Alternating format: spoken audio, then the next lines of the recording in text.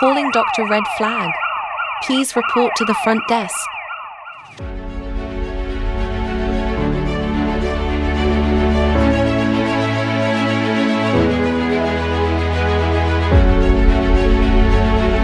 The doctor is ready to see you now.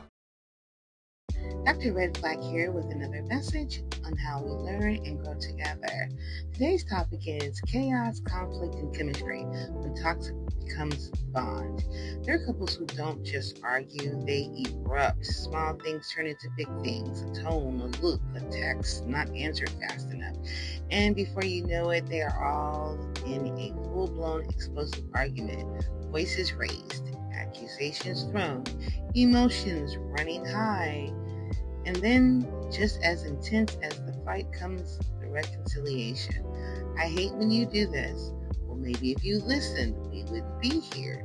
You always take it too far, and you always push me there. Silence, distance, tension, and then one of them closes the gap. Come here. No, I'm still mad. Stop. You know you don't stay mad at me. And what follows is physical intimacy. Not resolution, not understanding, but release. I love you. I love you too. I don't want to fight like that again. Me either. And for a moment, everything feels good again. Soft, connected, close. Until the next time. Because this is not a one-time occurrence. This is a cycle, pattern, rhythm that becomes the foundation of the relationship. Calm, tension, explosion, intimacy, temporary peace, then repeat. And over time, the cycle becomes normalized. They begin to believe that this is the person of passion. This is love. Because the highs feel so high only because the lows are so low. From a psychological perspective, this dynamic is deeply rooted in what is known as a trauma bond. A trauma bond forms when cycles of emotional distress are followed by moments of reward, such as affection, intimacy, or reassurance. This intermittent reinforcement creates a powerful emotional attachment. The brain begins to associate chaos with connection. There is also a neurological component.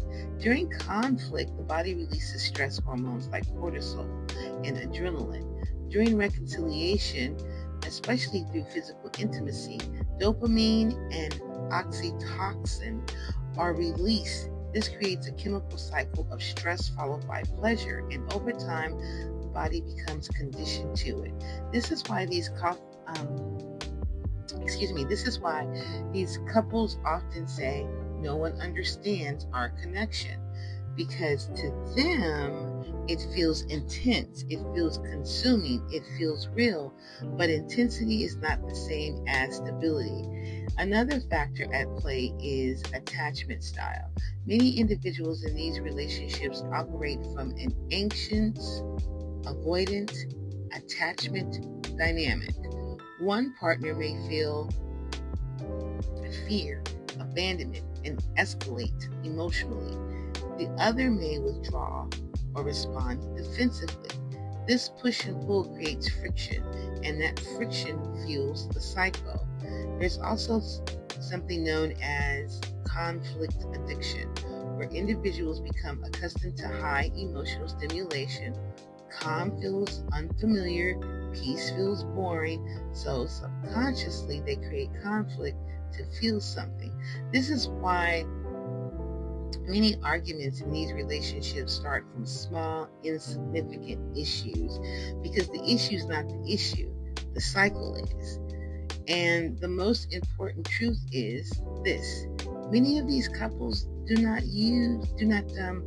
don't see the toxicity, because they are measuring their relationship by how they feel after the fight, not by the damage causing during the interaction of arguing.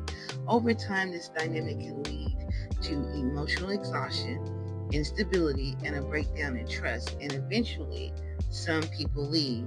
But leaving the relationship does not automatically break the pattern, because it is the underlying behavior is not addressed. The cycle follows. They enter in a new relationship.